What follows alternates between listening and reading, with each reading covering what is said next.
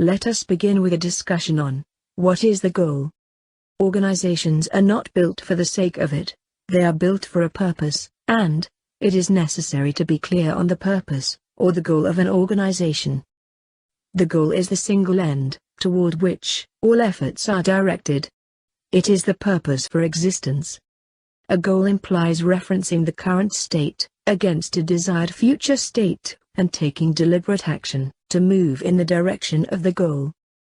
The goal is the ultimate purpose for which the system exists, or was created. But, before we talk more about that, we need to answer a question. Who can decide the goal?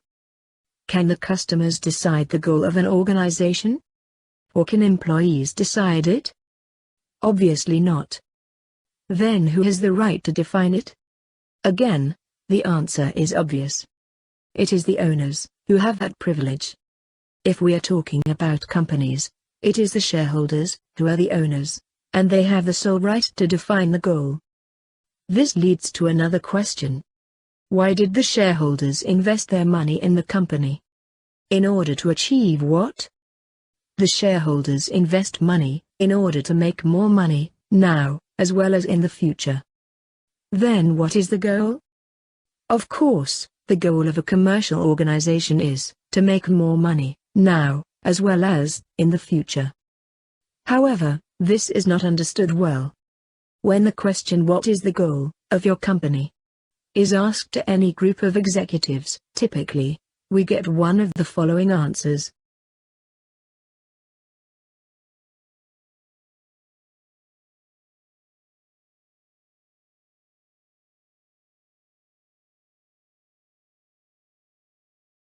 Typically, we get these answers to the question, what is the goal?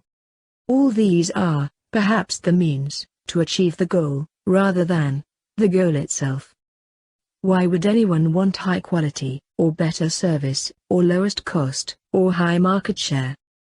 The only possible reason is to make more money now, as well as in the future. Let's see what Dr. Goldratt says. What do you think of a company that states, "Our goal is to provide the best quality products, coupled with the best customer service"? Such a company has very unique shareholders.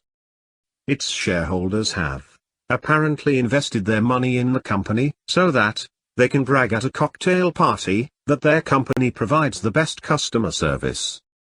Is it your company? Most probably not.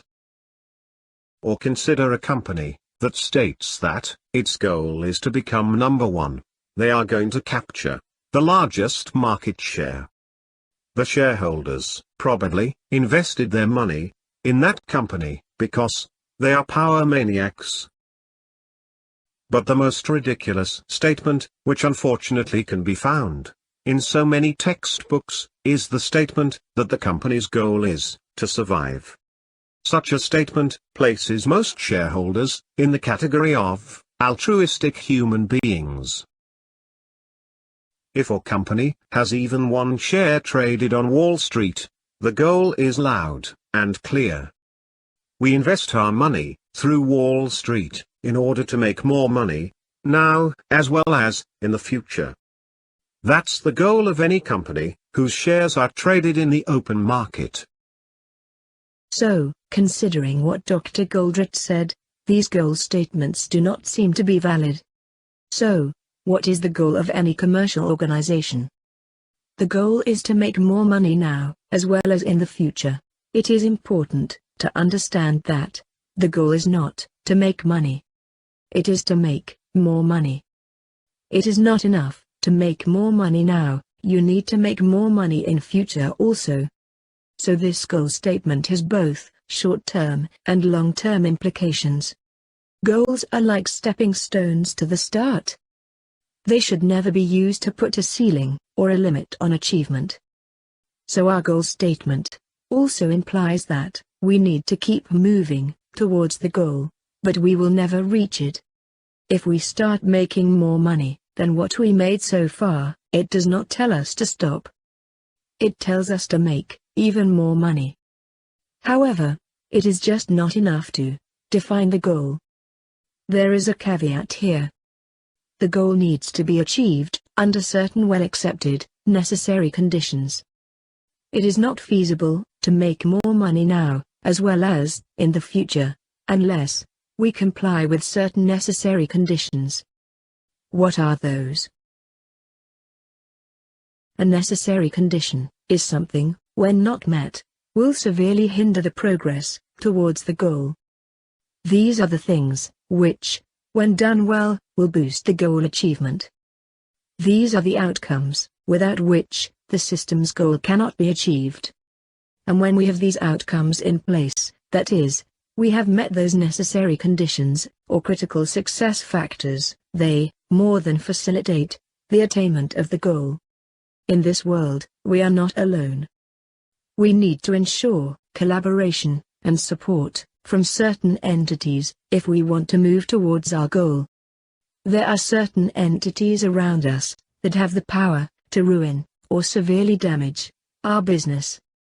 They can do that if they dislike some aspects of the organization's behavior. They hold such a power. They are power groups. The organization should strive to meet its goal within the boundaries imposed by the power groups, striving to fulfill its purpose without violating any of the externally imposed necessary conditions. Let's see the necessary conditions for our chosen goal to make more money, now, as well as in the future. Necessary condition 1, to provide satisfaction to the market, now, as well as in the future. For a for-profit organization, customers are definitely a power group. They do impose necessary conditions, like certain level of quality and service.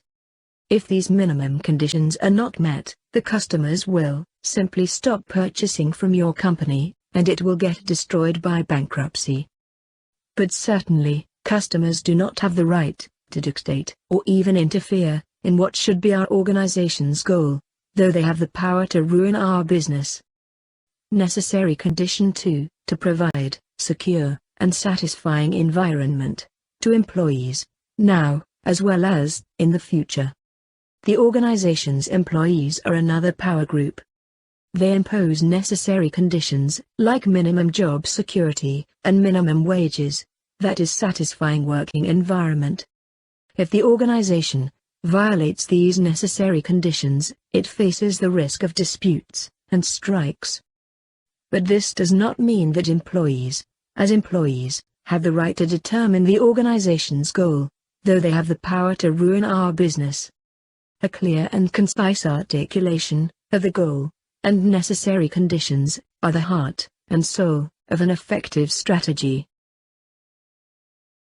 I repeat, a clear and concise articulation of the goal and necessary conditions are the heart and soul of an effective strategy. They provide the focus for all subsequent efforts. They can also help define the metrics that the business can use to determine whether their efforts are succeeding. Necessary conditions differ from the goal. Generally, the goal is worded as something infinite. It usually has no limit. It's normally worded in such a way that it's not likely ever to be fully realized.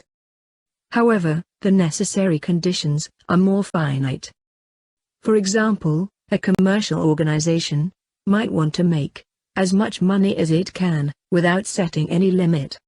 But employee security and satisfaction, as necessary conditions, should be established at a well-defined minimum level. A company's goal can't expect to satisfy its employees without limit, but the organization needs to recognize the necessity of achieving a certain level of employee security and satisfaction as a minimum requirement for achieving the goal. Similarly, customer satisfaction can be increased, and doing so can be expected to improve progress towards the goal. But even with such a variable, necessary conditions have practical limits. The importance of identifying a system's goal and necessary conditions is that they become the standard by which all results are judged, and all contemplated decisions are evaluated. One can evaluate whether certain actions have satisfied a necessary condition in a better way and thereby, indirectly contributed towards the goal, or have contributed to realizing the goal directly. People often confuse among necessary conditions, the means, and the goal. Such confusion often leads to misdirection, and long-term destruction, of the company. Customer service, product quality, good human relationships etc. are definitely necessary conditions, sometimes even means. But they are certainly not the goal. The employees of the company should serve the shareholders, that's what they are getting paid for. Serving clients is just a means to the real task of serving companies' shareholders. Some would argue that the goal of their company is to satisfy customers, now and in the future, or provide secure and satisfying jobs for employees, now and in the future. TOC recognizes that only the owners of a company can choose the goal. However, once chosen, the other two become necessary conditions to achieving the goal. That is, if your goal is to satisfy customers, it is absolutely necessary that you make money, and that you provide security and satisfaction to employees. Likewise, if your goal is to provide secure and satisfying jobs, you also have to make money and satisfy your customers, or you won't be in business in the future. The owners have the choice to choose any of the three as the goal of their organization. So, the goal of a typical commercial organization is to make more money, now, as well as in the future, and the necessary conditions are to provide satisfaction to the market, now, as well as in the future, and to provide secure and satisfying environment to employees, now, as well as in the future. Fine. So, we have defined the goal and the necessary conditions. Every action that brings the company closer to its goal is productive. But how do we know whether we are moving towards our goal or not? We need to measure the impact of our actions on the goal. How do we do that? Let's see it now.